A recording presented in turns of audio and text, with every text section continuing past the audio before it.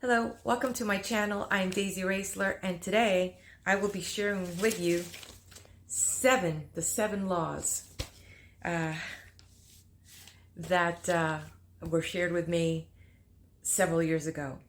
And this is a tribute to Bob Proctor, who passed away 10 days ago.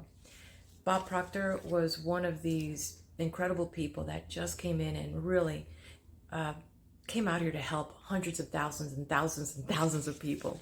And I happen to be one of them. And in life, sometimes we have what I call mentors that we can go sit down, have a cup of coffee, and just spend a few minutes and ask a couple questions about the things that we're doing and get some insights and direction. Sometimes we pay money for that. Back then, 15 years ago, Bob Proctor back then was like, for an hour of his time was $20,000. Something I couldn't afford. But I will tell you, and I want to share with you how he impacted my life and indirectly. And even though I've had several mentors, which as I continue to open up on this channel, fortuneforecast.com. So if you haven't done it yet, subscribe to my channel here, there, wherever that may be. And I will start sharing with you some of the mentors that I have here back in my library. And so a little story. Several years ago, after I left the police department and I got into real estate, my father gives me a phone call. My dad passed away in 2013, and he's still my mentor. He said, Daisy, I'm part of this company, and they're expanding throughout the United States. It's a mortgage company. And they had what they called multi-level marketing back then. It was like, oh, taboo. But now MLM, with the way that we're doing enterprise and business, it's the way of the future. The future is here. Anyways, so I signed up with this company and I recruited 2,500 people for them. I trained these people, and because it was in the mortgage field, I love to be a person of value. I went and I got my mortgage broker license and I started helping people. As many of you know, shortly after in 2008, the big collapse came. So I had to scramble away and also look for like different style of business because they took away the mortgage broker industry in Florida. But that's another story, another time. So, but in 2007, I get a phone call actually from one of the leaders in the organization at the National Lending. And they said, Daisy, here's this phone number. It's a conference line. You've got to jump in on it. I said, okay, whatever. Sure, I'll do it. You know, it's information. It's going to be valuable. Sure, anything so that I can help myself, so that I can help others. So I get on this phone call, and there's this whole introduction, and the gentleman's talking about some big event that was going to happen in 2007, mind you. That's what, 15 years ago, and that there were going to be incredible speakers there. Speakers like Bob Proctor, Jim Rohn, who also passed away not too long ago, and so I'm listening, and this man just starts one after the other sharing these laws, which I will share with you. And I was just like riveted. And it's like, it was making sense to me. I understood it at a very DNA level, you know, and I just really wanted more. And so I actually had recorded this session. I have it here recorded, and the Bob Proctor conference call that we had. And right about that 44-minute mark, they open up the conference call to the public. And you could just hear the craziness, you know, people were just, you know, trying to just be the first one to talk to Bob. And the thing that happened at that call was, of course, there's the static because there's always that one person, maybe two, that leaves their line open. And you could hear the noises in the kitchen, the dog barking, all this stuff. And the moderator was like, can someone please mute their phone? But anyway, this is not about the conference call, but it is about Bob Proctor. And I'm going to share with you the 7 laws that I could tell you changed my life. I could tell you soon after, with the collapse of the mortgage industry, for us that had taken our license, it was devastating. And so whether it was just Bob Proctor that influenced my life, but mostly I know that it was God and all these other speakers that, you know, I took it to heart. 15 years later, I could tell you, I bought my home, paid for it cash, bought my son a home, paid for that cash. My husband and I have a nonprofit organization that we have helped so many people with. And was it what Bob Proctor said? Was it that I started applying the laws and applying them still to this day? Time will tell, but I know that there is something greater, and these laws, if you apply them, you'll start seeing a difference in your life. So let me just get started real quick. So and it's a lot of notes, but I write real big and scribble, and I still had them, so hopefully I could remember my handwriting from back then. And one of the things that Bob said in that conference call, he was quoting a conversation that Dr. von Braun was having with President Kennedy, John F. Kennedy, and they were talking about back then, is what would it take to, have man land on the moon? And Dr. von Braun, understanding these laws, said, what it would take? The will of man. So with that is my opening to this. And as I go through these notes, go ahead and write them down. The first law is the law of perpetual transmutation. So here in the law of perpetual transmutation, Bob goes on to say that energy moving through form. And that's what it does. It moves to form through form. So it's constantly moving and transmutating, changing itself, but it's always here. And he gives us the analogy of looking into the clear sky. There you go. And then you've got a beautiful expanse of beautiful clear sky. Not a cloud in sight. Then later you see the cloud come in. And then later you see that cloud turning dark and gray. And then it turns into rain and comes down. And the cycle goes on. It's constantly changing and moving through. So this is how do we apply that to us? It is the power of taking an image from your mind and focusing on it so hard, so intensely, so true, that it begins to materialize and transmute itself here in manifestation. So that's what energy is, and that's what life is for all of us. It's energy moving to you and through you. So that's a very powerful answer. So one of the laws. And of course, I may have just jumped the gun here, but he did mention that the most important law above all, under these, that all other, not only these 7 laws, but all the other laws fall under, is God is. Energy is. So we're at a place now in time, and I could tell you 15, 20 years ago, 30 years ago, when I first started, tapping into the metaphysics and just the more, which helped me in my career as a police officer, having this other open mindset, and still has today, and I believe that science and theology are finally coming at least to that one agreement, that energy is and that God is. So what does that mean? It's that God is neither created nor destroyed. He's the cause and effect of himself. He's 100% evenly present in all places at the same time. And that goes also for energy. According to science, energy is. Energy is never created nor destroyed. It is the cause and effect of itself and can only be converted from one form to the other. So it's constantly just changing, but it's still energy. So we could see that if we take this somewhere, there's got to be some grain of truth to that. And I'm sure that you've applied it in your own life. But stay with me. Okay, so now we moved on to the law of perpetual transmutation. So here, if you have a dream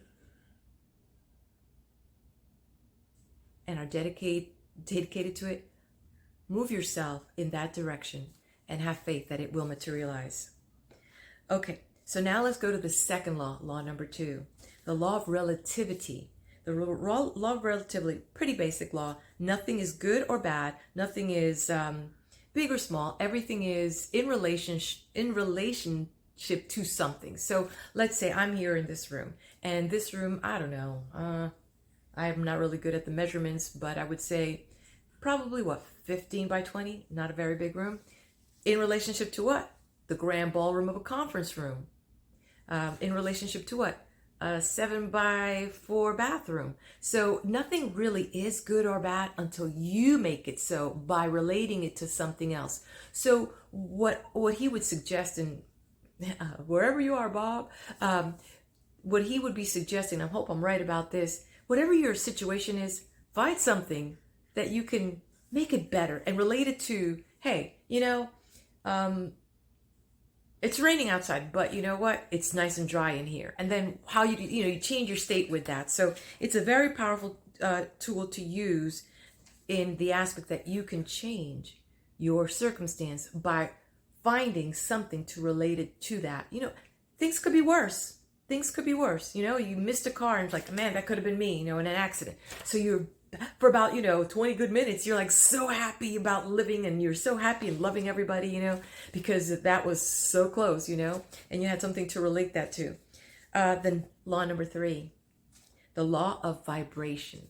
The law of vibration says here, everything moves, nothing rests. So pretty much, the law of vibration actually dictates our ability to effectively communicate. And why is that, you would say? Well, it's because through our vocal cords and our own sense of being, we actually activate through space and affect things at a molecular level. So imagine that. Even in the book of creation, where God declared things through his word. And what are you declaring with your word? What is your vibration? How are you elevating things and how are you bringing them down? So that's really powerful right there. So I loved how he was saying in that particular conference call, how he was saying, take for example, if one of the most powerful things is that state of mind and your energy, and if you keep it up here all the time, thinking good thoughts, bringing things, keeping yourself and your attitude in check and your state in check, that energy, when you shake somebody's hand, you're transferring that good vibe to another being. You are making a difference. You are elevating the energy here through the law of vibration. So imagine if you have all these good thoughts and these good things that you want to achieve, whether it's buy a car, find that perfect love mate, start an enterprise. And these thoughts are here because you are here trying to contribute something good to humanity, sharing your love, wanting things because God wants you to have all these beautiful things. And you having these thoughts, and now as they're imbuing in you, when you're passing this energy to others, they may be the ones that are going to give you a reference, a contact information that might begin to connect that puzzle for you and bring this into fruition. Okay, so keep those beautiful images beautiful.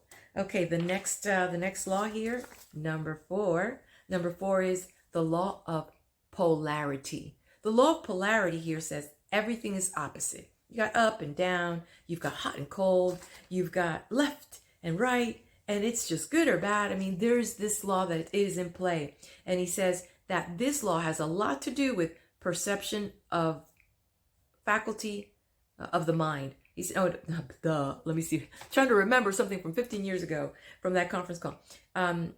Basically what he was saying is that the law of polarity has to do with the mind. That's the realm that plays in. So that when you start looking for the good, you will find it.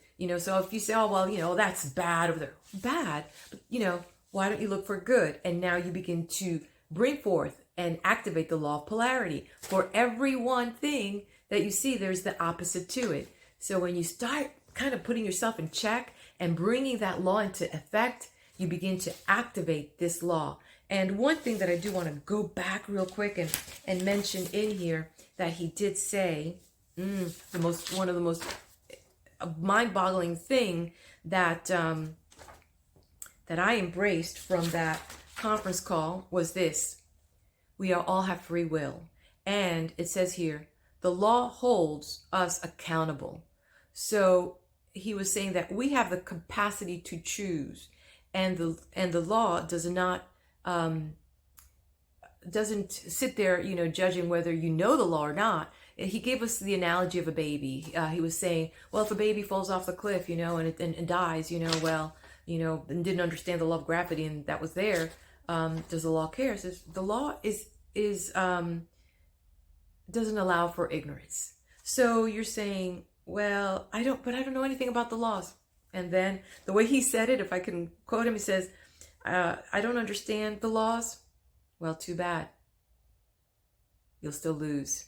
So do you see how important it is to not only understand these laws, but to understand that these laws are in effect and they are They all work together in harmony. There isn't like, oh, is it like 1, 2, 3, 4, 5? I'm just, giving to you in this order. That was the order that he provided to us. But I could have started probably with the last law that I'm going to mention, which is, you'll find out in a minute. Okay, so I want to make sure that I didn't miss that out for you too.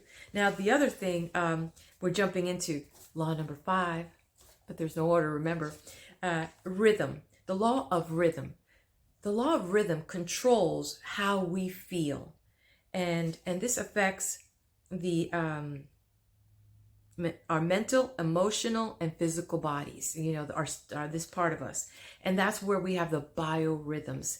So this is kind of something that, like I said, these laws have. They are just in place. So one day you might not feel so good, and you might feel like helping someone across the street, and they had a flat tire or something. And maybe one day you're like, I'm not feeling it today, and just keep driving, So one of the things, you're going to have one day that you feel great, and then one day you don't feel so great. And that is the law of biorhythm, the law of rhythm coming into play.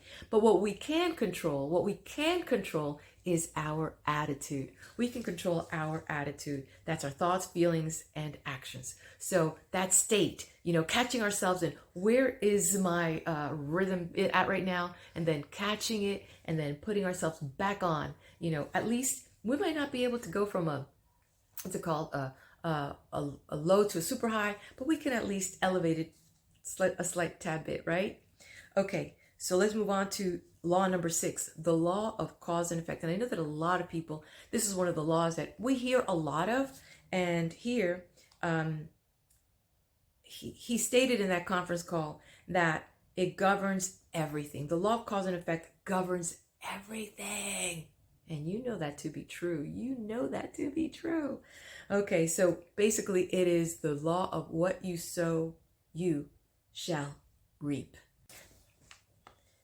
The law of cause and effect also is pretty much says whatever you put out comes back to you. So it's kind of, it's almost like it hits you in the face when you start really kind of thinking about that law, because all of a sudden you start looking at your world, you start looking at your achievements, you start looking at the people around you and all these things, and all of a sudden you either want to go and hide, or you just want to get so ramped up and say, I'm going to change this because I am going to understand this law and I'm going to embrace it and I'm going to be responsible for what I'm putting out into the world. And so one of the things that I love that he said on this conference call is he said, don't worry about what you're getting. Focus on what you're giving. And that's awesome. That's so totally awesome. Okay, and we're down to law number 7. Law number 7, the law of gender. So this here says it is that every seed has a gestation period. And I loved how he said that every seed, every idea is spirit. Every idea is spirit. And that they're both the same. Now, so if you're a farmer, or you're a gardener, you really understand what that means. You put a seed in the ground of a certain type, and it has its incubation period, and then it has its gestation period.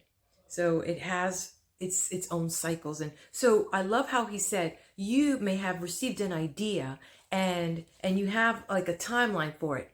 The thing is, he said that if you write take a blank piece of paper and you write a horizontal line and you put your idea there with an end at the end back here, at the right side, put a little vertical line there. That's your end time. He says the one thing that you just may not know, because we don't know, no one has taken the time to really say how long do ideas take, to gestate and to incubate and to happen, But what he did say is that you can now put a little mark, a little vertical mark, a little bit about an inch to the left of that end goal, the end.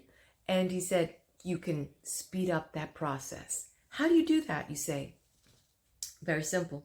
He said, you can bring that goal closer. And he said that by concentrating on your idea, give it that, and every day take time to focus on your idea, to do anything you can to make that idea so strong. It is what gives that idea power and brings and activates more, because it's almost like the color red.